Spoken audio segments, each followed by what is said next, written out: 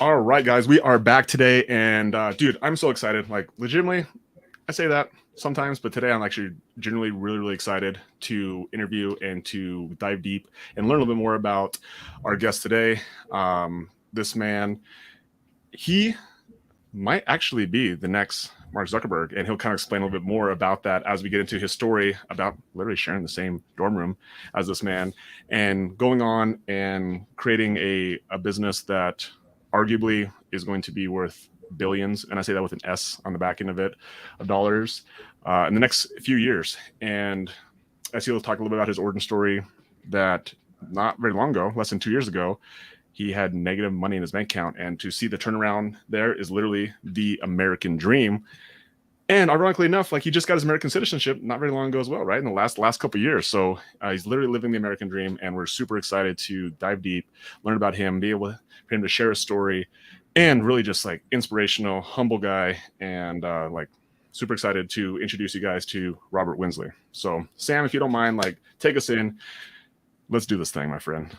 Yeah, no. Hey guys, thank you, by the way, for having me on. This is super exciting. Love being on, and hopefully we'll break the internet, provide tons of value for everyone that watches this. That's what my goal is in the next hour. If you're an entrepreneur, you're watching this, that something from my story, some problem I had in my story, in my journey that I was able to overcome, you're able to relate to, or maybe you're in those certain situations right now, and that you can gain some insights from this that will help take you to the next level. So thanks so much for having me on, guys. You guys are both awesome, and really excited to dive in. Logan, thank you for the intro. Robert, I am like ridiculously excited to have you on. You and I have known each other for a little bit now. And I know your story. Your story is amazing. Your story is actually insane. We're going to deep dive on it today. But one of the reasons why I'm super excited to have you on as a friend, and I consider you a close friend, is because you and I actually met recently, not too long ago, maybe about 2 months ago in Vegas. We did Vegas, right? We met in Vegas, and then we ironically run into each other again in Phoenix not too long ago. And I knew about the success that you've been having. I knew about what you're building, right? And I know that it's going to revolutionize this industry. And when Logan says that, your name, when it's all said and done, is going to be up there with Zuckerberg, with Jobs, with Musk, I actually told him that. I told him that. I've told other people that, and I firmly believe it. And I don't say that lightly, because I understand what it takes, right? From an outsider looking in, I understand what it takes to build something the way that you're building it. And we're going to deep dive into that type of stuff too. But the most impressive thing about you, to me, is that every time I've met you, every time that I've spent time with you, you are first and foremost a quality human being. You've shown me nothing but hospitality. You've been generous. You invite me on like ridiculously amazing trips every time. And like, I just can't wait for the next one, because it's going to be 11 out of 10. Brother, I am so excited to have you here. Thank you for making time. But we want to hear about the origin story. And here's why. This is a lesson that I learned from Pace. And Pace teaches us. He taught me this in person, and it stuck with me. And it's that when people are starting out, when it's time for them to take meaningful action, they can't truly be inspired to action by Lambos and Ferraris. I know you know a thing or two about racing those. Lambos and Ferraris and mansions. They're amazing. They're great. They can motivate you. But when it comes down to sitting down, putting in the work, and making an effort to change your life, people need to relate to something a little bit more tangible. People can relate to the journey. And that's what we want to hear about today. So Robert, take us to it. We want to hear about how you got started. I want to hear everything about the journey, man. Love it. So back when I was 2 years old, no, I'm just kidding. I won't go back that far. Like, tell them we're gonna have fun today. All right, so let's talk about, to figure out how I ended up in real estate, because everyone usually ends up in real estate almost by accident. They're always thinking about doing something else, and then they kind of end up falling into real estate somehow, which is always a great place to land. But I never was thinking about real estate. When I was younger, I remember, I had we lived in a good neighborhood, but we were like living in a crappy house in a nice neighborhood. Yeah. But I remember one of my friends' dad had this like mega mansion, a couple of streets away. and he had like the Nissan GTR, Ferraris, Lambos, Rolexes. Like this guy was just like a god, you know. And I'm like, what do you do? And he's like, oh, I'm an investment banker.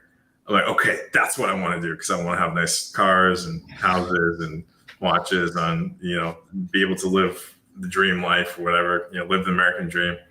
Ironically, this is back in Canada, so, you know, like the Canadian dream. The North American dream. We'll say real quick, though. Are you wearing one of your fancy watches right now? I know you are. You know what? I'm wearing, actually, when I'm at home, I wear my Garmin. My Garmin, because it tracks it spins off data all day. So I get like sleep stats, and you know how I'm a data nerd. So I like analyze all my, you know, activity levels and sleep levels. And, but you know, when I go out on stage, I throw on the good ones. But anyway, so I was like, okay, investment banker, how do I do that? He's like, okay, you got to get really good at math, go to a good school, study economics and finance. And he's like, ideally, you should go to Harvard. That's going to give you the best chance. Then go work on Wall Street. And then that's like your ideal path. So I'm like, okay, locked in.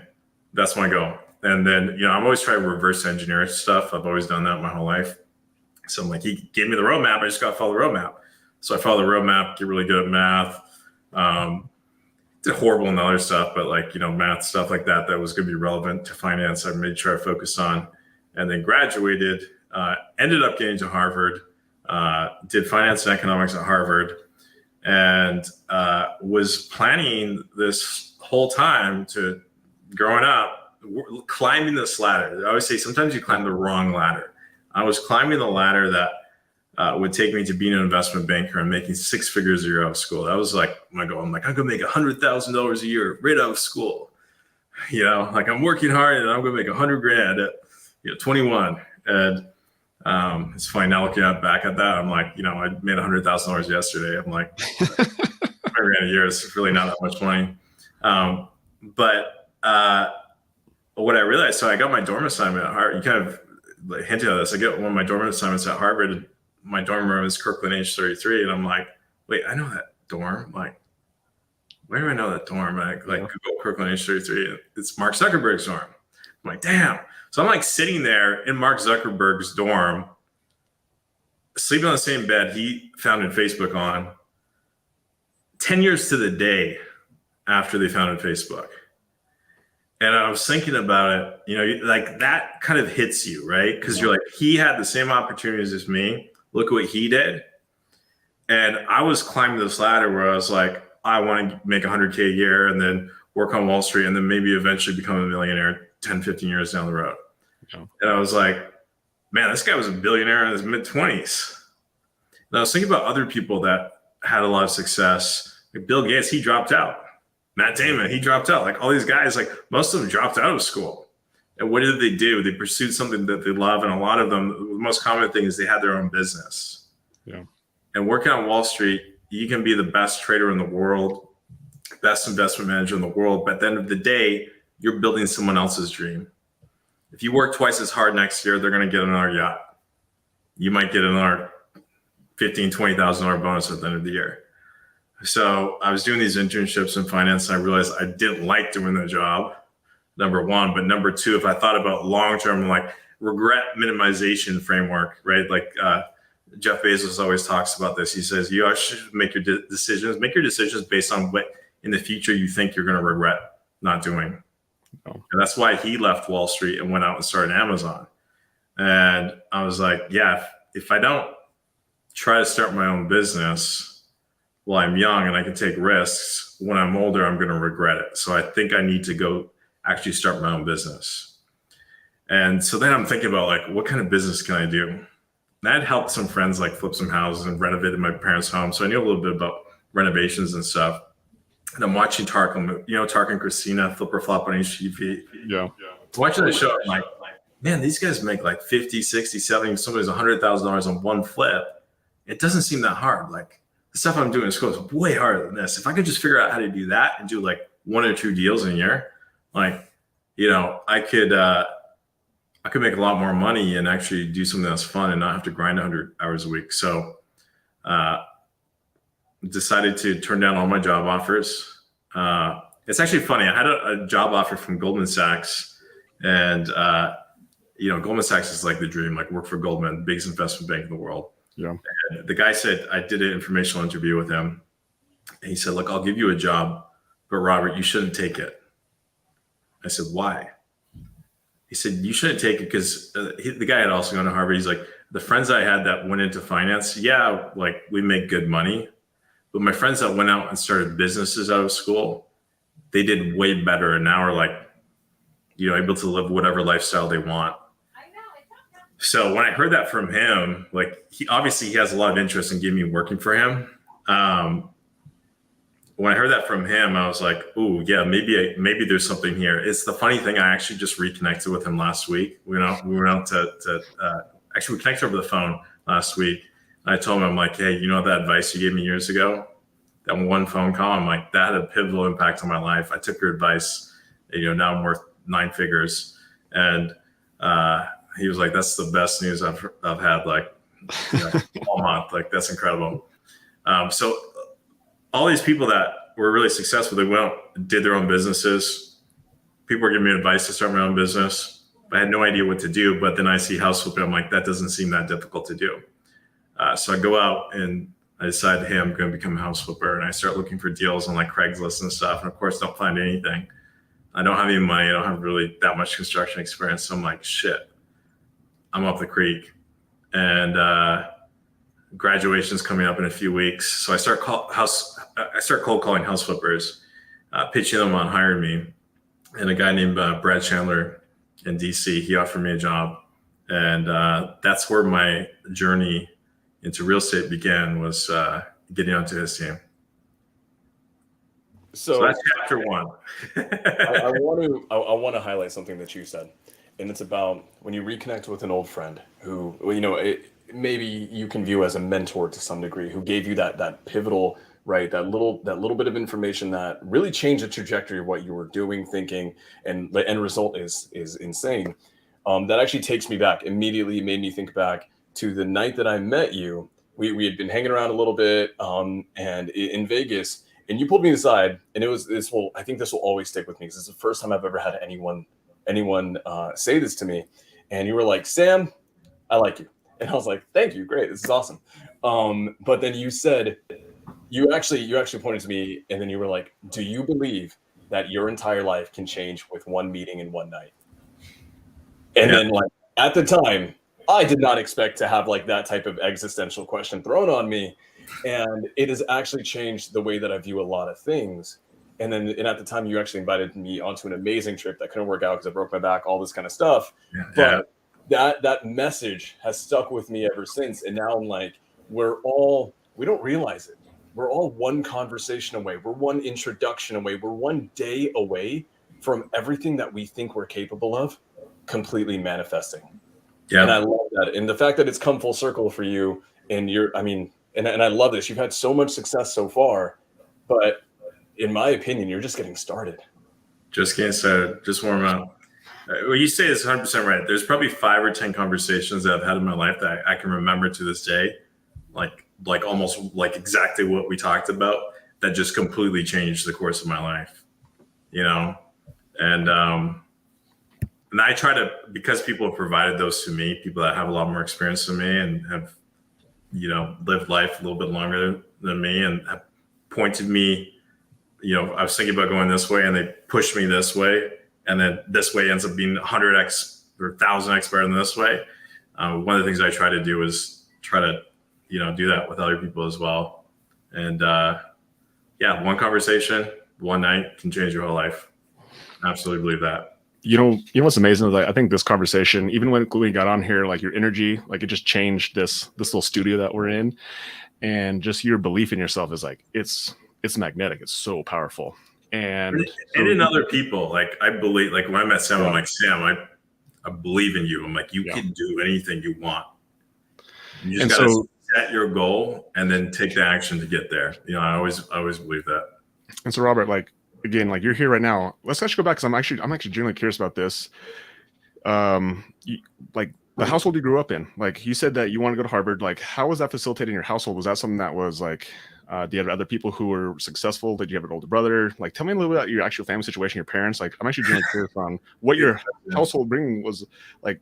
what you grew up in, and when like was there a shift in there that that happened along the way as well? Absolutely. So I had a lot of siblings growing up. I have 3 brothers and 3 sisters. Nice. Yeah. The funny thing is a lot of us all now work in tech, but that was a lot of fun growing up. Cool. That teaches you that people with big families are good salespeople. That's what I really, because growing up, you're selling all day long. I just hired my brother. He's actually downstairs right now. I just hired him on sales because I'm like, dude, I know you can sell just as well as I can because you've been selling me my whole life. Got him on my team. Yeah, I had a lot of kids in my family.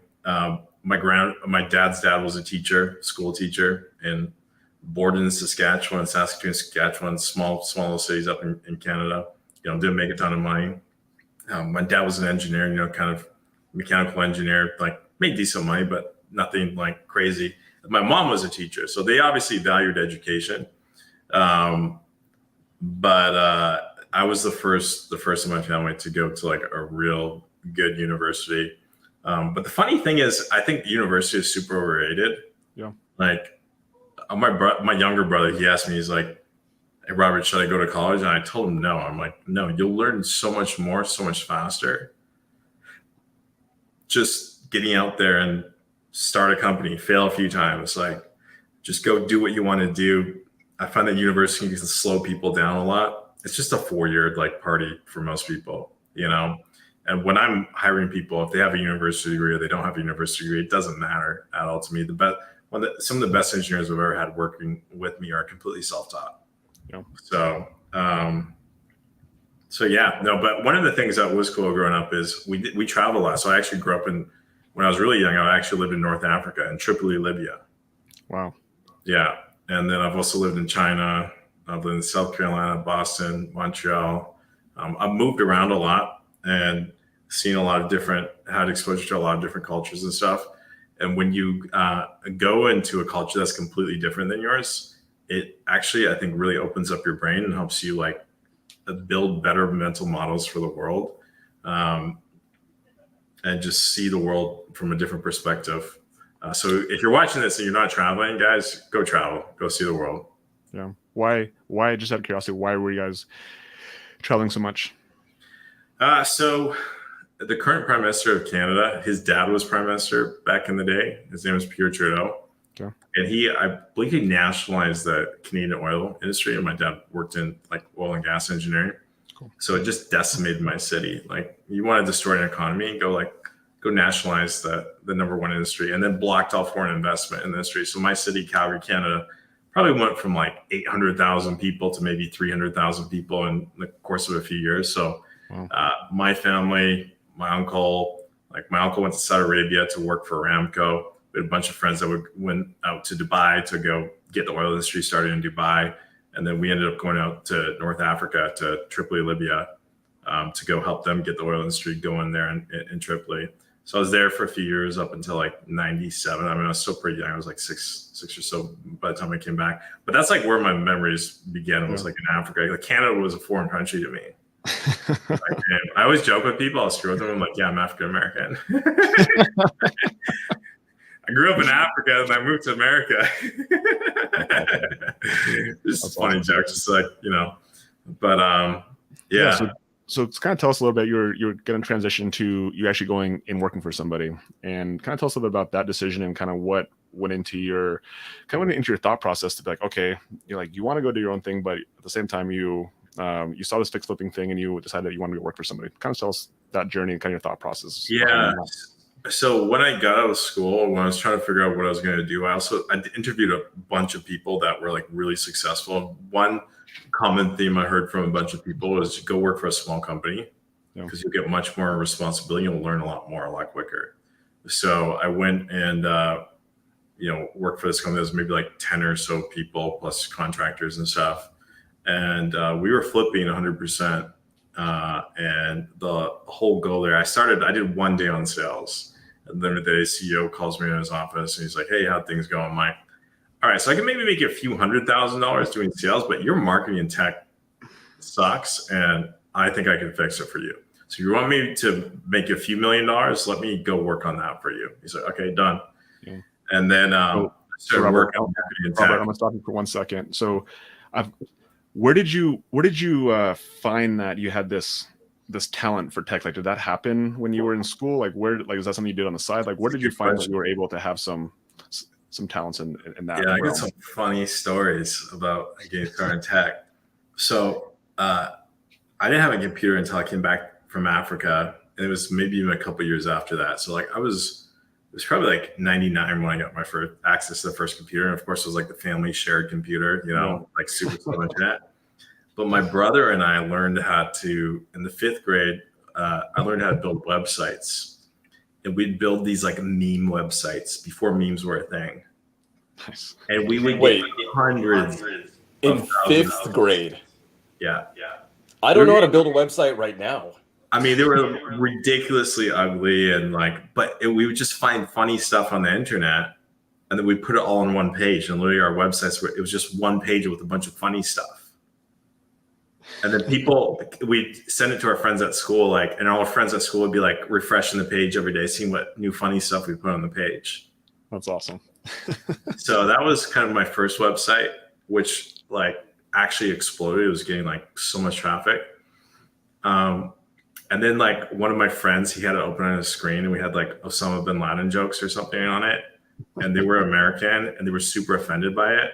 So they called my parents, and my parents forced us to take it down, which was very traumatizing, losing my first website. But then we started making computer games. So my brother and I, we built Mario for the TIE. You know the TIE 3 Plus calculator? Yeah. Yeah, we programmed Mario to play on the TIE 3 Plus. And then, but the problem is, so we put that online for people to download onto their calculator, so you could just sit there in class all day playing Mario. And the problem was you couldn't accept payments back then online. I was like, can you imagine if we could sell this? Because we're getting 100,000 downloads a month or something on this thing. It was popping. But we couldn't accept payments. If we were able to accept payments back then, I would have already been a millionaire by the time I hit college. But we were just screwing around, just doing stuff that was fun for us. We liked funny stuff on the internet, so we built a website of funny stuff on the internet. And then we're like, hey, you would be cool if we could play video games on our calculator. We'd just be sitting there in math class, playing Mario. And then so we built Mario for the calculator and a bunch of other games. And then I started learning about marketing and stuff. Mm-hmm. And then we finally got online payments, secure online payments that people actually trusted. And then in college, by the time I hit college, I would I had this kind of side hustle, buying websites that were cash flowing, revamping the marketing on them, pumping traffic to them, and then flipping them for more. Nice. So there's this one website that I got, and it was a thing that you installed on your BlackBerry, and it would send you an email at the end of the day. I probably shouldn't be saying this on a webinar, but whatever. We're throwing it out there. It's all good. It's all good. That's in the past. All this is allegedly, okay? Allegedly. Yeah. It could be completely made up. So I found this one guy who was selling a website where he had this productivity tool you install on your BlackBerry, and that ended because the BlackBerry, you remember that the screens were so tiny, texting, emailing on that was difficult. At the end of the day, it would send you an email summary of all your text messages.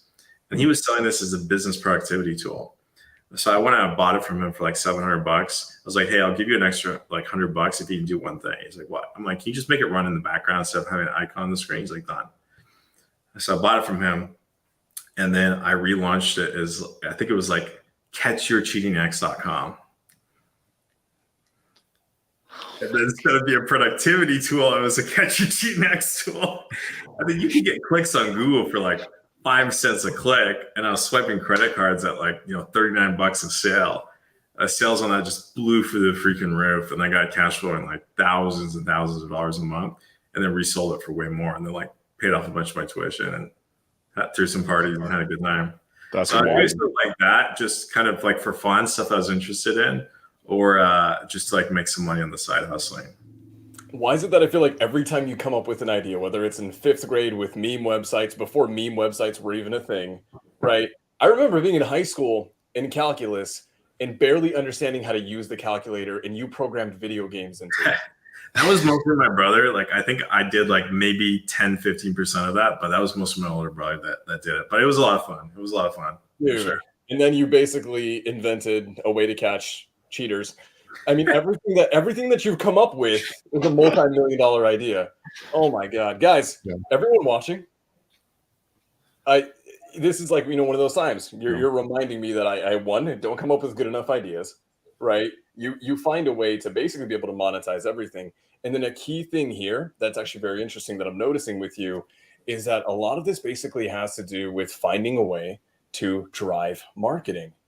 And a lot of these ideas that this is a phenomenal thing I want to talk about a little bit later. And because, with the space that we're in, which is primarily wholesaling, a lot of people, I'm just trying to help people understand this. It's something that I've come to learn, and I actually learned this from you, is that the sooner you can start thinking of yourself as a marketer and operating off data and traffic, the sooner that you can actually scale your businesses. And the fact that you were thinking of these things in freaking 5th, 6th, 7th grade, God dang, this is amazing. I think one of the keys to success in a lot of people I see, like I met Richard Branson a few years ago. He has this mentality. A lot of other guys have this mentality. Just find something that's really interesting to you. That's fun, that you would do even if you didn't get paid, and then just do it, but then find a way to make money doing it too. If you just do that, then like you're never working. Like I'm never working. I'm just having fun. Like you've hung with me, Sam. Like you remember that penthouse party, dude, that we had? You know how much money I was swiping credit cards at that party. Yeah. Okay. One, going into it, I've never seen a penthouse that was actually 2 floors. It was like 2 stories, and we were already on like the 30th floor of the place. And I was like, I walked in, and I was like, this has got to cost a lot. This has to cost pretty much. But dude, in 100%, we probably swiped $250,000 of credit cards, in like 48 hours, and then like my champagne bill was like 5-10 G's for the weekend. Like, talk about ROI. Again, having fun, but also profiting while you're doing it. But here's the thing, though, and this is what stuck out to me when I first met you, is that when I encounter a lot of people who are amassing tons of wealth, and they can live that lifestyle. But a lot of the things about these people is that sometimes the quality of their character diminishes. With you, you're always open. You embraced us with open arms. And it just it's not just having that lifestyle for yourself. I've seen that you go out of your way to make sure that the people around you can experience it the same. And that's always stuck out to me. So, oh my God, dude, I remember, that penthouse was crazy. The Airbnb in Scottsdale was crazy too. That was 11 out of 10 too. Always 11 out of 10. Wait till the next one. Oh my God. Wait, this reminded me. I wanted to say this publicly, right? I think I've already messaged you this, but Logan, if you didn't know, Robert's wife, Eliza, is actually pregnant. They are going to be welcoming a child into this world. So congratulations. You just had your baby shower. Seeing it through social media, it's unfortunate I couldn't be there, but seeing it on social media, it was absolutely beautiful. I know you had some of our friends. Matt was there. I believe Matt was there. John was there. One of my good friends. But dude, congratulations on that too. It's another part of the journey. I'm so excited for you. Yeah, no, it's gonna be fun. You gotta have someone to take care of you when you're old, right? And someone to give all your wealth to once you eventually kick the bucket. Which I hopefully never do. I want to live forever. that's like on my task list for I think it's possible with people that are alive today. You could actually live forever. But that's a whole other podcast. We'll let you figure it out, and then when you do, we'll be there. We'll call you. Yeah. You know what's so cool about this, and Robert, is just like your energy when you got on here, like you're having fun, you tell about the stories, and this is why I asked you those questions. Wanted to see, you've always been this way. You've always had fun. You've always you found a game out of everything you do. And I think that's the message that anyone who's listening is the more you enjoy something, the more likely you are to be successful at it. And that's the message. And you echoed that, which is it's a game. It's a game, and as long as you continue to show up and continue to play, eventually you'll figure out how to win the dang thing. Right? Yeah, real estate is monopoly in real life. Yeah, amazing. Absolutely. So let's talk about real estate, because I'm sure that so take us back into this area where he asked you, where you basically said, "Hey, I can make a couple $100,000, but let's make a lot more money." Kind of tell us. We started pumping leads, and the way that we did it back then was a lot of SEO.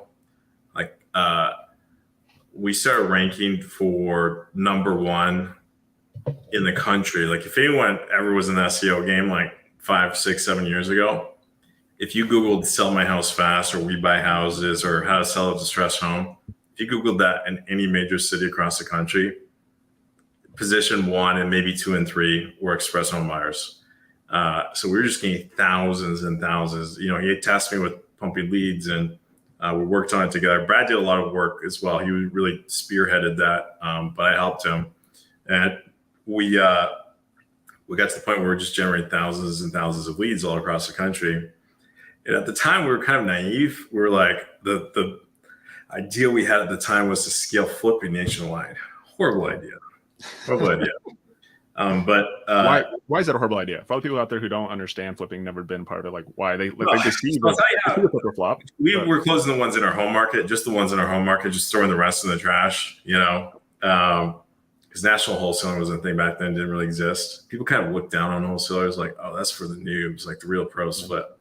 You know, we were talking about building warehouses to store materials in, and like having like the Southwest hub and the Northwest, you know, like anyways. So we started scaling in our home market. I think we got to our peak. We're doing about 60 flips per month, but like we almost put the business out of business doing that, because it's easy to manage 2 or 3 flips at a time and get stuff delivered on time and make sure stuff doesn't go over budget over the timelines.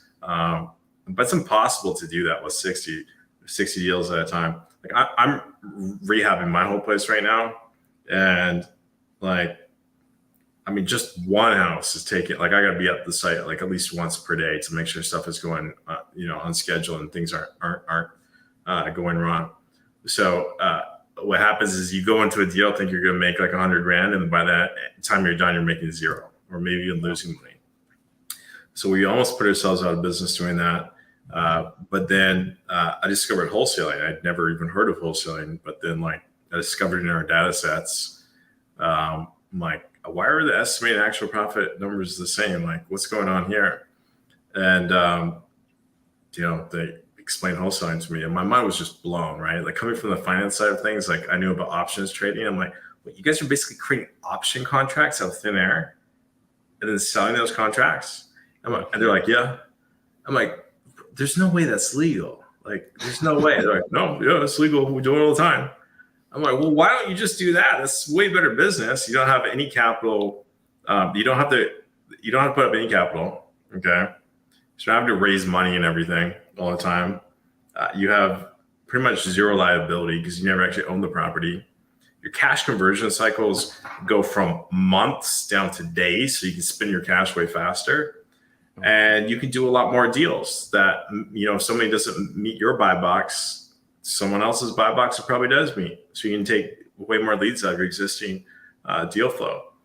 So I kind of modeled out this way that we could take the business from like almost going out of business to $1 million a month wholesaling, pitched it to the owners. And initially, the initial reaction is like, no, we're not going to do that. Like, if we switch to wholesaling, we'd leave half the money on the table. I'm like, no, but you guys don't understand cash conversion cycle. And I like show them how cash conversion cycle impacted cash flows over the course of a year. If you reinvest back in marketing, they're like, oh, okay, I see what you're saying here. Most people don't understand. You cut your cash conversion cycle in half, you more than double the profitability of your business. Yeah. If you're reinvesting into marketing, you cut your cash conversion cycle in half, but then you're reinvesting into marketing, you have a good marketing multiplier, you can 10x your business in a year. Most people don't understand that. So they didn't really have a choice other than to go to wholesaling because we need cash in fast. So we switched completely over to wholesaling. It was January, can't remember which year, a few years back. And within, I think it was like 6 or so months, we're like 700,000 to $1 million a month kind of range was pretty normal with a really small team. Like I think we had maybe like 12 people working in the company max. And I think that, I don't know this for sure because I don't know every single wholesaler, but I think we were probably like the first like mega wholesaler in the country. Yeah. It's amazing. So just to recap that, just to recap that, about 10 to 12 people on the team, which is a very small team. There's a lot of big teams out there. I know teams that have 50, 60 people on it, but that's a small team. And you were doing north of $750,000 a month. Yeah. Like to to all my wholesalers who are watching, to all my fellow people who got started as closers just like I did, we think about scaling in a very way. And I promise you, this has been like a jarring thing of me being able to hang out with not just you, but the people that you've introduced me to. And it's like, when you say people don't understand how you can properly scale this thing with things like the cash conversion cycle, when you start understanding that, then it's just numbers, then it's a formula. And a lot of people, it's so true. A lot of people they stay in this visionary mindset and they don't realize that at the end of the day, if you want your business to become an empire the way that we all do, you better start viewing it as much as a math geek as possible. Yeah. I'm going to do something I haven't done one of these before. I'm going to go back to what was going through my head at the time and what my thought process was on executing this. Because people think it just happened overnight. There's actually a lot of shit that I was doing to make sure that this actually worked out. Yeah, so it was a really difficult pitch to convince the business to switch 100% to wholesaling. And the way I was able to finally push over the edge is actually modeling it out. Okay. My model had like two really important sliders on it: cash conversion cycle and return on ad spend. Cash conversion cycle, when we plug $1 into marketing, how many days does it take to get that money back? And number two is return on ad spend. For every $1 we plug into marketing, how many dollars do we get back? Those are the two most important factors in any wholesaling business, because you're not a real estate business, you're really a marketing tech business. As long as you get those two numbers down, nothing else matters. A lot of these guys have all these vanity metrics, cost per lead. Cost per lead doesn't fucking matter. Okay. All that matters is return on ad spend, cash conversion cycle. So I built out this model. It's one thing I've learned over the years. It's one thing to model something out. It's another thing to actually execute on the model and turn the theoretical numbers into reality. So I was thinking about, I was like, okay, if we're going to make this work, we're going to have to dispo a lot of deals. So we need systems and processes to, give me 1 second. I can plug my laptop in. Hopefully this cord is plugged in. So I got a low battery warning. Okay. We need systems and processes to be able to dispo at scale. And nothing existed. I had a friend who was doing some consulting with us, and he built this WordPress plugin that was kind of like, you could post deals on this like WordPress site and people could view them and call you or email you. So he was doing it just for his business. And by the way, we're like in like crisis mode here. Like I was thinking, this is like Christmas time. And I was thinking, by end of Q1, for sure, I'm out of work unless we fix this. Got it. So, and imagine how humiliating that is. You like turn down all these great jobs, work at a small company, and it's like you're out of work. Like your family, your friends, I told you so. Like you idiot. Like, go move back to your mom's basement. You just wasted that Harvard degree, didn't you? Yeah. You should have listened to your parents. We've all had those experiences. You don't want to go down that route. So, all right. So I was like, okay, we need tech. So over Christmas, I go out and meet up with my buddy that builds this WordPress plugin. I'm like, can we buy this plugin and like use it for our business for dispo? And did a deal with him, and sure enough, like we got this plugin. So now we had like a dispo website. Nothing like InvestorLift existed back then, but I'm like, at least if there's like something where you have a picture of a house and a phone number, like that'll do. Then what I did next is I was like, we need cash buyers. We had a few buyers, maybe like a few dozen buyers, but I'm like, we need a lot of buyers. So we're trying to think about how to get buyers lists fast. Here's a secret hack. I'm going to drop a bomb here. A really big bomb. People don't think about. You go to the hard money lenders and you trade data with them or do some sort of deal to get a copy of their list. Boom, there's your buyer's list. Wow. What do people think of that? It's too simple. Too simple. Go to the hard money lenders, buy their data, or better yet, trade them. Interesting. Put their logo on the bottom of your emails when you send it out. Hey, give me all your data. I'll put your logo on the bottom as a preferred lender. Do some deal like that. We went from like maybe a few dozen buyers to I think over 10,000 buyers within the first 30 days. But then you got to get them all opted in, right? You got to figure out how much of that data is actually real. Like how many of those buyers are actually even active. It could be all half bad phone numbers and stuff. So when I was like, okay, we got to figure that out next. So we got to figure out which areas that they actually invest in. So we threw them through texting campaigns, texting them, calling, getting the buy box for all these different investors. So then we had data to actually move these deals. And once we had some like duct tape together, like half built systems, and we had data, some data on the local buyers in our area, then we were able to then go hit numbers with a very small team that no other teams were able to do. And that was the first, I think it was the first mega wholesaler in the country, excluding New Western. New Western's kind of its own franchise thing, but yeah, it's an individual shop. And then my theory back then was there's going to be a new era of mega wholesalers, and it's coming, and we're going to lead it. Because if you look at any industry, as soon as it becomes data and tech enabled, what happens is people start specializing, right? Like, you guys know Adam Smith, Wealth of the Nations? Yeah.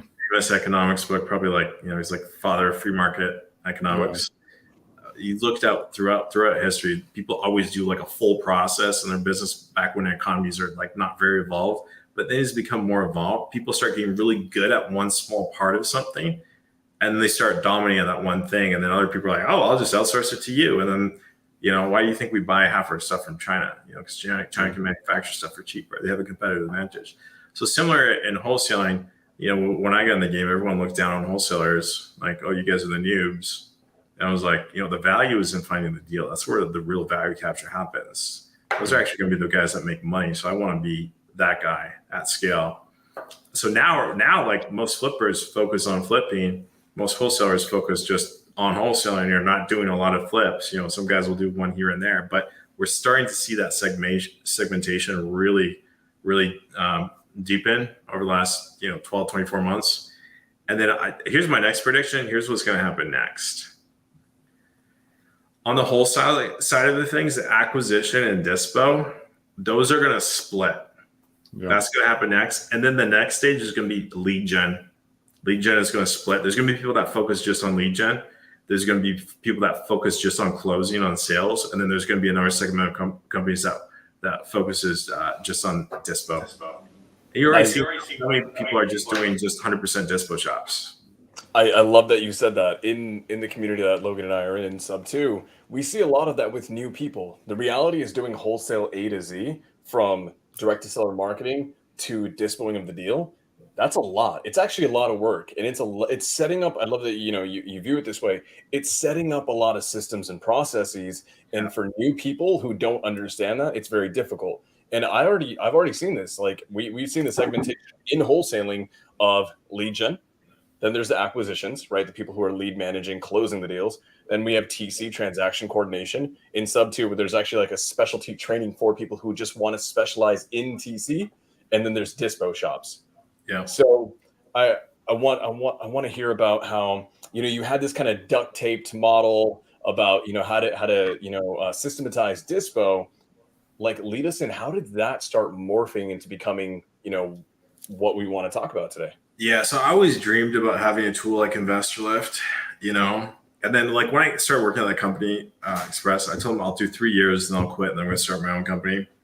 And so sure enough, I hit my 3rd year anniversary, and I'm like, all right, guys, sorry, I got to do my own thing now. We laughed, they're happy, they made good money. I made decent money. I learned a lot. I made a crazy salary on knowledge, learning the business. But I was like kind of real estated out for a bit. I was like, I just don't want to deal with real estate for a bit. So I started a data company.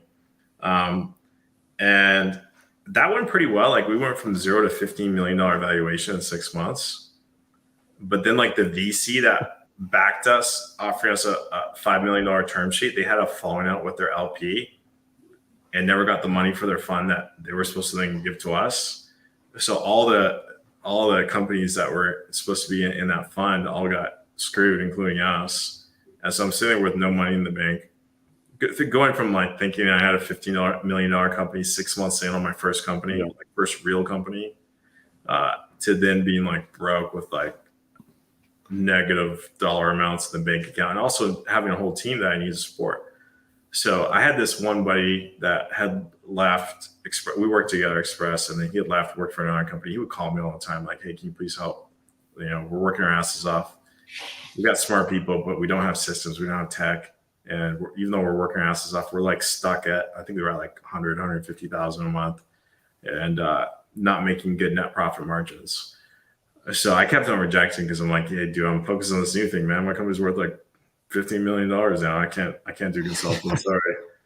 And then, but I'm finally like out of money. I'm just trying to think of ways to get money. And I'm like, call him up. His name is Ray. I'm like, Ray, still interested in help? He's like, hell yeah. I'm like, can we meet? I'm like, he's like, yeah.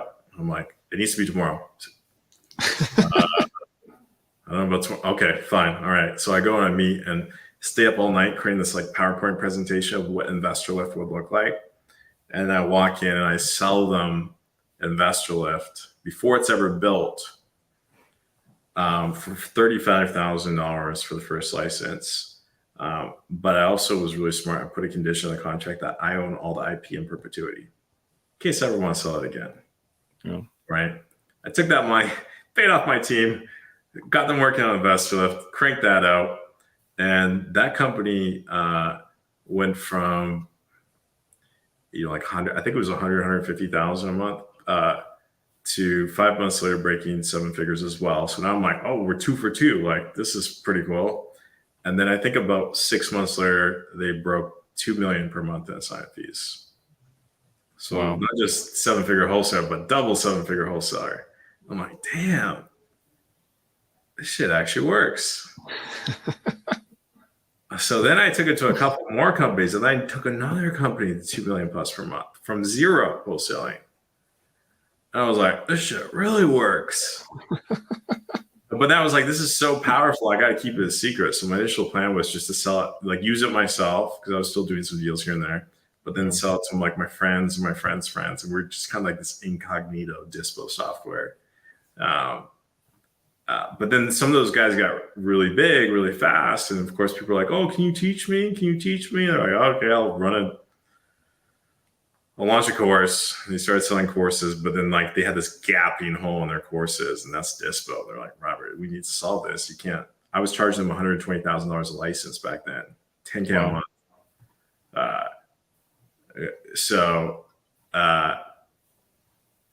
I was like, they convinced me to launch a cheaper version of it, which I was initially really against. I was like, no, guys, this is a competitive advantage. We got to keep it on the wraps. We got to keep it secret. Like us 12 guys, or whatever, we're going to become the biggest wholesalers in the country. But if we sell this to everyone, then we're not going to have as much of a competitive advantage. They're like, yeah, but if you have more people using it, we can build the data sets faster. Like, you got to have, an abundance mindset. And, and then I'm a data guy. I'm like looking at, I'm like, even if you look at like all the hedge funds in the country combined, you know what percentage market share they have? Like all the freaking billion-dollar mega, they have less than 1%. People are like, oh, don't sell to the hedge funds. We're going to run out of deals to buy. I saw that as a post on Investor the other day. Someone was worried that if you sell to hedge funds, they're going to run out of deals to buy. We're going to run out of distressed sellers. My dude, the numbers are so big. The amount of homes in America is so huge. Like, you don't need to worry about that. So I was like, I'll tell you what, I will launch a pre-sale on a cheap version. I'm not building it yet. I'll launch a pre-sale. I'll do one webinar. If the webinar does well, I'll build a cheap version, which is almost going to be the same thing, but there's just like 1 or 2 like new game-changing features that we were going to hold back on it. But essentially, it was pretty much the stuff I've been selling to them for $120K a year. And so I launched this webinar with Dan. You guys know Dan Schwartz? No. So I get on with Dan Schwartz, and we had 150 people. By the way, I'm also strapped for cash at this point because I've been spending a lot of money on development. So again, I'm like, it seems to be a theme that at critical points you seem to be just it's all or nothing. Yeah, like I have boots. Like we were selling here and there and whatever, and had a little bit of money, but I had to buy a lot of data to actually make it work and pay for a lot of engineers. And so I had like 60,000 credit card debt that I was dropping development fees and server bills and stuff on my credit cards, and like. So I was like, okay, let's see if like not mass market, but let's see if a lower price point and opening it up publicly actually works. So Dan Schwartz does a webinar with me, and I get on the webinar. There's like 150 people on the webinar, and I'm thinking maybe we'll sell like 35 grand, and then we end up selling $144,000 in the first hour. Yeah, that's amazing. Wait! In the first hour? In the first hour. And then I threw the replay on a landing page, let it roll. You know, I have this. I took a screenshot of this. Actually, I gotta show you this. This was what really blew my mind. Let me see if I can find it. 1 second. So I threw the replay up, and I didn't do anything. I just like had it on a landing page, and it was funny because my phone would bing every time there was a sale, and like literally every few minutes, my phone would bing. And like, check this out. This is the first 30 days. Wait, let me see. I gotta have my face so the camera focuses. Here you go. That's freaking insane. We broke 1 million in the first 30 days. And then in the first like 45 days or so, we broke 1.8 million. But like, I didn't even have a company back then. It was just like me, my wife, my co-founder, Dimitri, and like a couple engineers working on it. I'm like, guys, we just pre-sold like almost $2 million. We haven't built the pro version yet. I was like, guys, it's coming in 60 days. So I was like, guys, this is getting out of control. Like, I got to shut things off. So I actually shut off all sales, which I think was a good move, because if you have too many customers coming out at once, you can't give that good level of service, and you're going to get a bad reputation. So I told people there's going to be a wait list. You can pre-buy. We'll give you half off for pre-buy, and then we're going to bring you on in tranches based on your reservation date or reservation number. And then so we pushed hard. I went down to Mexico, flew Dimitri in, flew our engineers in. We sat in a villa down in Tulum for like 60 days and cranked out the pro version, and then onboarded hundreds and hundreds of companies. And fortunately, everyone had a really good experience. Everyone loved it. I had to keep sales off for a few months just to get through everything and make sure everything was good. But then we opened it back up, and now it's popping off again and exploding. So yeah, a key insight there, guys. You notice what I did here twice. Sold something before I actually build it. Yeah. This is what all the smartest guys do. I learned this from a few of my marketing friends. A lot of people make the mistakes. They'll work on building this idea or whatever, and then bring it to the market and see if the market accepts it. 9 times out of 10, the market's going to reject it. Like we talked about a couple of my successes here, but I could go on for 7 hours talking about everything I tried that completely flopped and failed. Yeah. Right? So what you always want to do is see if you can get someone to pay for something first. And if they're willing to pay for something, then go take that money and then actually go build it. So right then and there. So Robert, not everything you touch turns into a massive multi-billion-dollar empire. You just don't. Dude, okay. I had this whole idea of electric bikes, and I bought these bicycle frames from China, had them shipped over from Alibaba, and then bought little Honda engines. And like me and my friend would spend hours trying to put these little Honda engines on these like bike cruisers. This is before they had. It's actually not a bad idea because now they have all these like electric bike rentals, but you had to like pour gas in. There was a gas tank and everything. It was not electric at all, and like the engines didn't connect right. And we spent all this money, thousands of dollars, all the money we had on all these stupid bikes and engines, and then we ended up having to just like throw them in the trash or sell them on Craigslist and lost most of our money. So like I've done so much stupid stuff like that. That seemed like fun, but actually seemed like a good idea at the time, but it didn't actually work out. I mean, it kind of sounds like a potential death trap. I'm just like a combustible engine right beneath you at all times. One fall, it's done. Yeah, a little gas tank between your legs. Really good at that. Those engines didn't mount properly.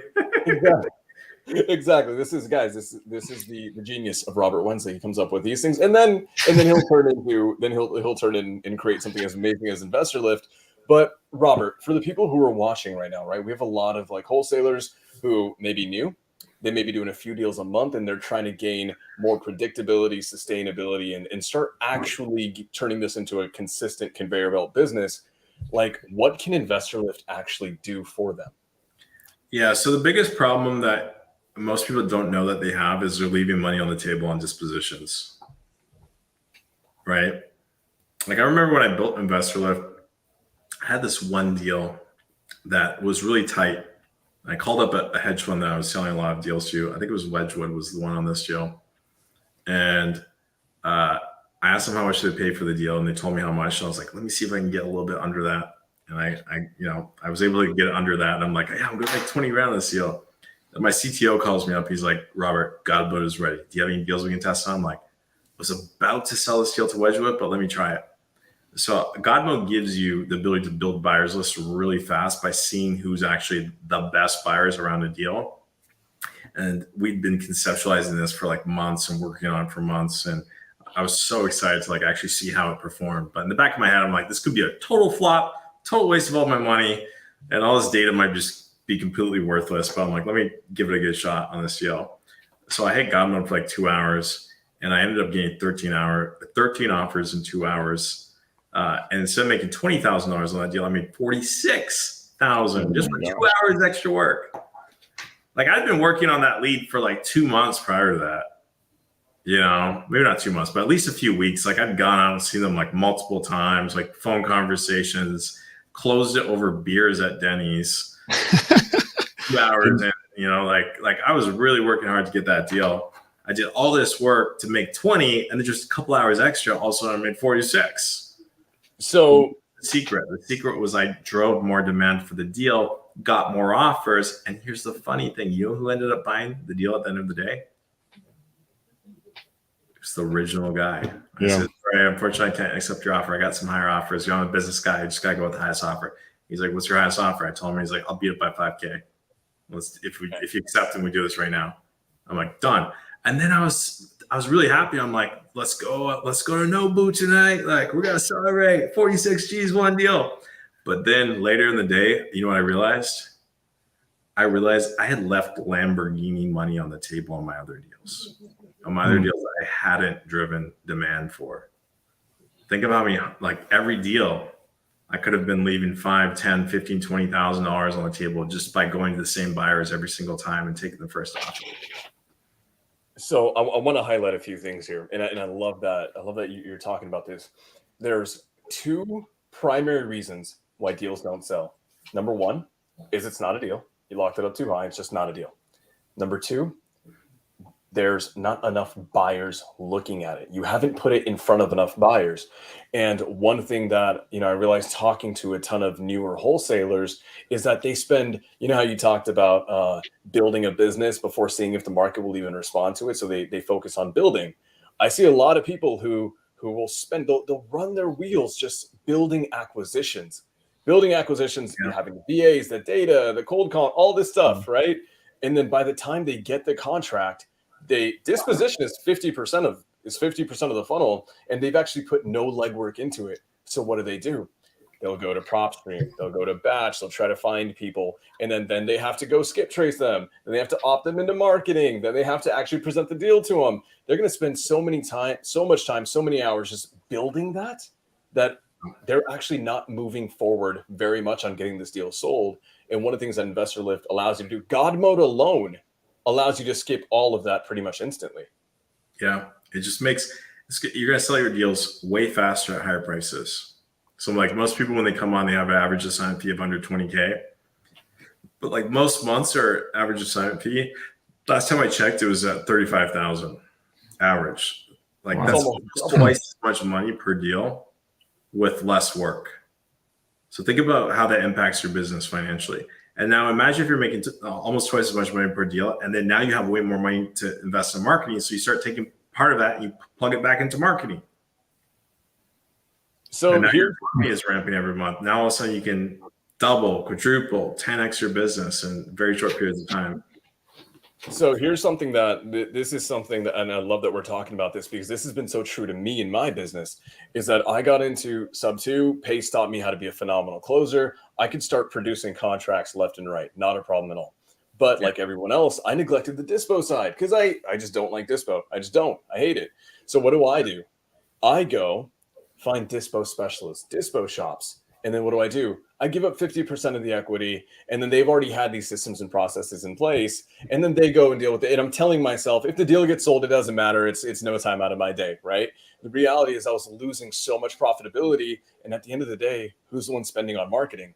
It was me. I was spending time and money and human capital, human labor in getting these deals done, and I wasn't able to capitalize on them. And as a business owner, going from a closer to a business owner, I had to start thinking about all these things and how to actually increase profitability. Getting on Investor Lift, it's an investment on the front end, but what did it do? now I get to keep 100% of my assignments all the time. Yeah. This was where you make the money. You can spend all the money you want on marketing and sales training and everything. Spend all the time getting these deals. But at the end of the day, if you don't sell them, you don't cash that check, you're not making money. The money's made on Dispo. And what's interesting too is people focus so much effort on trying to like tweak another couple percentage of their closing rate or whatever on acquisitions without paying attention to Dispo. Dispo is where you can have, I think, the highest return on investment per hour spent focusing on it. Yeah. You know, like a little bit of extra effort on Dispo and you have huge boost in your profitability of your business. Most people just, like you said, most of us when we start, we don't even think about it. Absolutely. You know what's been amazing, Robert, hearing this piece of your story, and like hearing how many times that you got into a situation where you had to figure it out. And I think that shows a lot about your faith in yourself and just your faith in general, right? Like you believe that you'll figure it out, and so you're willing to put yourself in a situation where you're like your back's against the wall and you're like, okay, I got to figure this out. And it started, you know, I'm sure it started back even before that when you're working for the guy doing the flips, right? You guys were doing 60 flips. Like you guys like were really got killed by your success, right? You got killed by your success, but you put yourself in that situation, and then you it's been the theme that you put yourself in these situations and you have to get creative. You got to figure it out. And I think that's a really testament to anybody who's listening too, is like you put yourself in these situations. And so again, everybody sees where you're at today, but like you're literally just one decision away from being like being broke and going negative. And I think there's like so much value in that. And it shows in how confident you are in yourself right now, because like you literally know that you were just like one decision away from like, not being where you're at today. I think that's you're a little irrational, a little crazy to be successful as an entrepreneur. Like I did TikTok the other day where I shared this insight. I was like, when I met my wife, I told her I'm a billionaire. I just don't have my money yet. So I've always had that belief that like I'm a billionaire. I'm just like, this is my journey towards becoming a billionaire. Yeah. And you know, I'm a little bit north of 10% of the way there now. But last 2 years ago, I was negative, you know, but I wasn't worried about being negative because I was like, I'm figuring it out. You know, I'm getting closer knowledge wise. And, you know, some people, they get their back in a corner, they just retreat and they quit. And the key is to be the type of person that when you have a lot of pressure, you just do what you got to do to get it done. It's fun. Here's another funny story. I don't think I've talked about this one yet either. So my brother-in-law is also in tech, but he's a few years ahead of me. He's like, I think he's like mid 40s now. And the month before, you know, that screenshot I showed you where I did my first million. Yeah. The month before that, his company hit $1 billion valuation. Wow. So I was always like, yeah, I'm going to become a millionaire by 30. And I'm sitting there, I'm like, just turned 30. Like February 21st, I turned 30. And I'm like, I'm not a millionaire yet. I was always going to be a millionaire by I'm 30. And my brother-in-law, his company's worth $1 billion. And, you know, like one of the conversations I had with him is like, sometimes you got to just do it.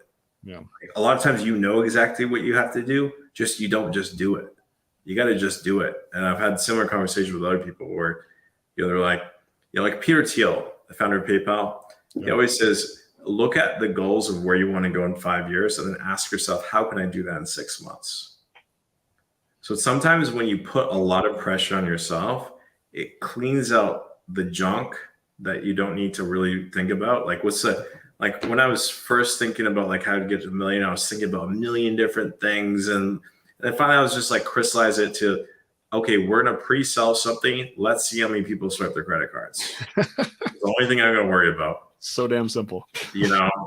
And when I just crystallized it down to that and didn't worry about like execution and how we're going to do customer support and how we're going to, then that, you know, February 24th, I think was the day of the webinar. So 3 days after I turned 30 and then I became a millionaire. That's so good. Yeah. So going back, like your faith and your faith is strong. Tell us about what you're talking about, because you're clear on that you are going to be successful. Maybe that changes as the years go on, but like it's clear that you're going to be like you already know how like you already know that to be true. Another thing that I see as a value trait that you have is that your curiosity, which goes back to the learning how to make games on your calculator, right? You're very curious, and I think they're like, I'm willing to give up money in order to learn this thing here. I'm willing to give up time in order to crave this idea I have. And I think there's actually so much I'm willing to actually fail in order to like see if this thing actually makes sense. And I think that alone right there is something that if anybody hasn't picked up on is like, dang, like that's a lot of it as well. That's one of the things I always look for in my team, and anyone that I'm hiring, I always look for intellectual curiosity, because when you have intellectual curiosity, you're going to have breakthroughs on things, right? Yeah. If you're just like the worst thing is like a diligent employee that just punches the clock every day. Mm-hmm. You want people that are going to go out there and like try shit, experiment, fail, because you're going to go through 99 failures, but you're going to find one thing that like works really well, and that's going to be like super valuable. Like at Google, they have 10% flex time. 10% of every engineer's time is dedicated to allowing them to do whatever the hell they want. That's how like Google Maps came out of there. A bunch of other big, huge Google products that like, you know, half the freaking world uses every day came out of that flex time. So yeah, it's important to just do stuff you're interested in, and don't just be punching the clock every day. Yeah. Well, I love that you said that, and it showcases, because when I was hanging out with you guys in Scottsdale, it was like 1 or 2 a.m. and your little brother John who, if you guys haven't seen him, you guys will actually notice, dude, they look so much alike. It's actually kind of crazy sometimes. But he, you know, to that point, he was bouncing off the walls because he was coming up with a new idea for something. It was like 1 a.m. and he was running around with his laptop, and I'm like, is everything okay? Like, do you need some help right now? And then like he kept coming to me, almost asking me questions, because I could tell he was trying to problem solve. And then like an hour later, he's like, I got it. And then he disappears. I have no idea where. But it goes to show, like, he was operating with curiosity. He was tinkering. Yeah. And then I can't wait to see whatever the heck happened out of it when you guys go live. I don't. At the time, I was like, John, that's the dumbest idea ever.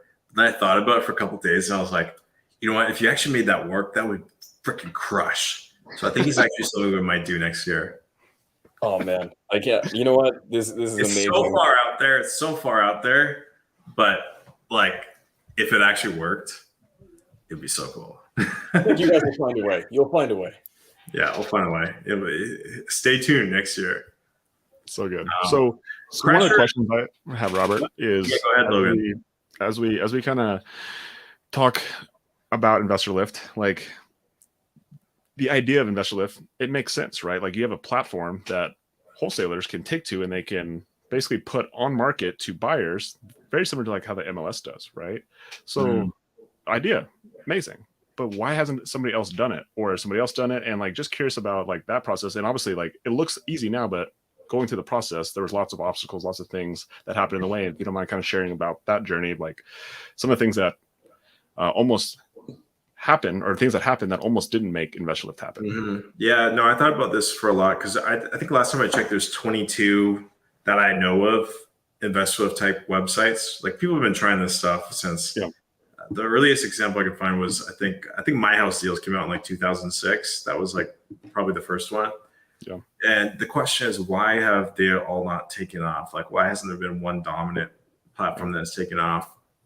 And if you want to really be successful, we got to do, I know everyone says this, but it really is true, is you got to read a lot of books, but don't just read random books. Read books about whatever problems you're trying to solve right now.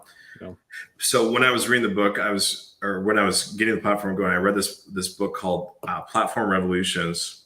And one of the key ideas that they talked about in that book that I didn't really think about, I don't think other people thought about, is something called negative networking effects.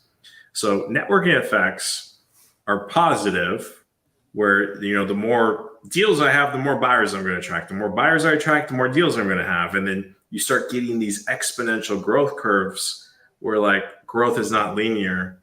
You know, like at Investor, if we grow 4% per week, but that compounds.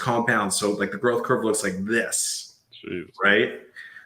Which is really exciting. But what's interesting is most people don't realize negative networking effects can also go the other way.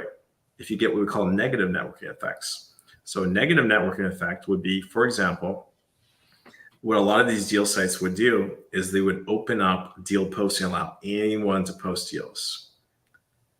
So what happens is you attract all the guys that don't really have deals, and they flood your marketplace with junk deals.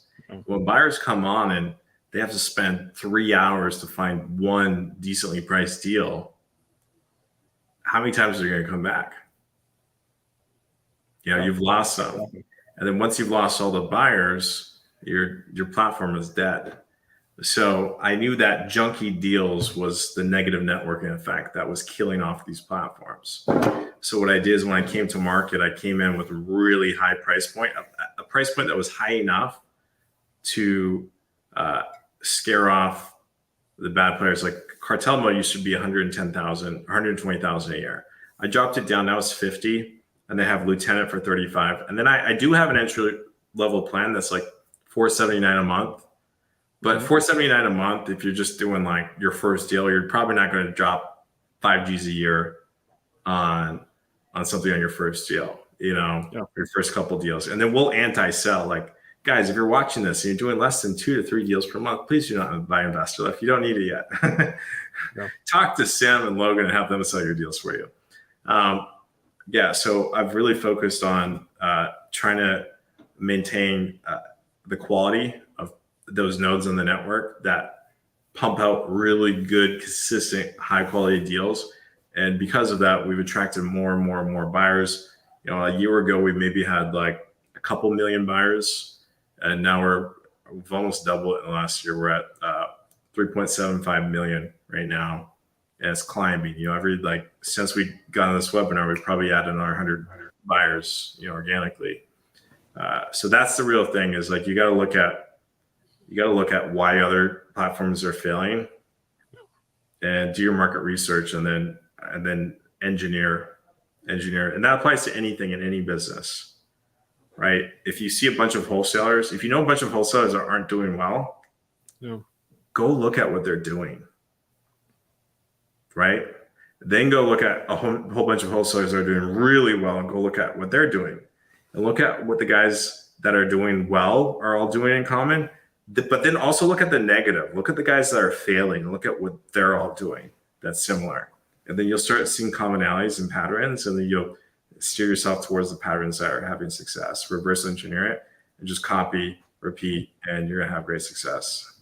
I love that you said that. And Logan and I were at an event this past week, and I can't remember who said it, but someone said that one of the greatest intellectual things that you can have is pattern recognition. And hanging out with you, especially when we were in Scottsdale, oh my God, the amount of deals that the people that were there, the amount of deals that they're doing, the level of success they're having, what I kept looking for, and I do this all the time, so I'm curious, is what are they all using that no one else is? And I found they were all, they're all an Investor Lift. That's why they were there. It's the reality of the game. It is 100% it is. And then 2, I found other things, like other little programs, other little, puzzle pieces that I didn't have. Now that I have, and guys, I'm not joking. We are implementing these things every single day in my business, and our business is just about to explode in a massive, massive way. And it's pattern recognition, 100% pattern recognition until you get all of the puzzle pieces accounted for. Congrats. Now you have a blueprint, and it's just execute on it. Yeah, absolutely. 100%. Wow. You know what's really cool too, is like, again, like as you kind of walk through that, you just make things so simple. Like, and I think that is actually the true sign of intelligence, is that you're able to make complex ideas really simple, and people are just like, why didn't I think of that? Yeah, it's something that I picked up off of actually Elon Musk. I was kind of doing a little bit before, but I wasn't doing it systematically, and I heard Elon Musk talking about it. I'm like, oh yeah, I kind of do that, but I haven't been doing it systematically enough. I think he has a term for it. I think it's called like foundational thinking, where every complex problem is just a series of very simple problems. Yeah. They're all stacked up together. So what you got to do is look at your big problem and then break that down to smaller problems, and then break those down to smaller problems until eventually you end up with like elementary problems. And then if you just do that on everything you do, think about everything. First principles, that's what it is. First principles thinking. Got first principles on everything. Like if I want to sell a deal for a lot of money, what is price a function of? Just value. Supply and demand. Oh, yeah. Price is always a function of supply and demand. You got a number of deals, you got a number of demand for that deals. Where the supply and demand intersect, that's where the function meets, where you're going to have the optimal price and you're going to have an interaction. So if you want to boost the price, all you got to do is increase the demand, get your deal in front of more people, get more offers, and you're going to sell your deal for more. So it's just first principles. And then if you know that that's what you got to do, then the question is, okay, how do I find more buyers? How do I find the best buyers? How do I keep track of buyers? And then there's these other smaller problems that you got to solve for. But the good news is we spent millions of dollars here for you. So you can just $479 a month to go leverage the millions of dollars and thousands of hours we spent solving it for you and just piggyback, stand on the shoulders of giants. That's what I say. If you can go buy something instead of having to do it on your own, do that 100% of the time. Yeah. So if you guys haven't heard of Investor Lift or you're not on Investor Lift, like let's write down there, getinvestorlift.com. There's a demo actually on there that walks you exactly on what it is and how to do it. And you actually can sign up right there, right? Did I set up? Did you guys get a discount code yet? Did we set you guys up? I've got one. So got one? Yeah. I got to see it right here. I was just checking to make sure we had one. What's the discount code? Everyone wants to know the discount code. Yeah, mine. I think it's just my name, Sam Singh. It's your name.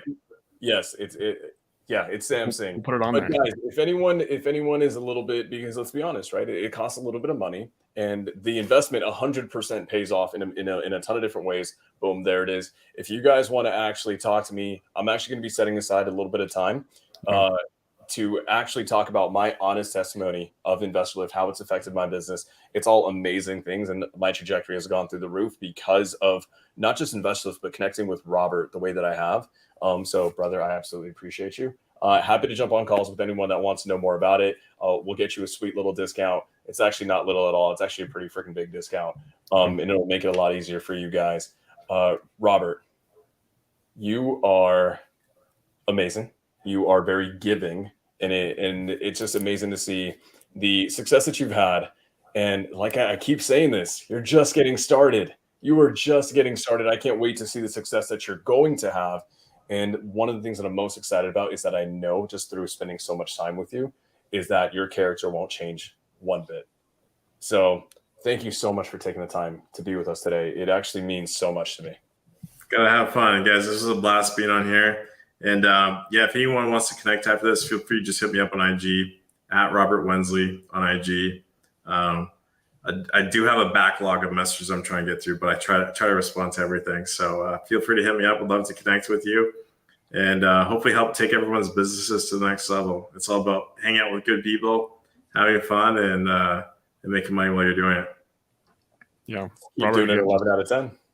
Thank you. you. 11 out of 10 on everything. Hell yeah. It's 11 out of 10.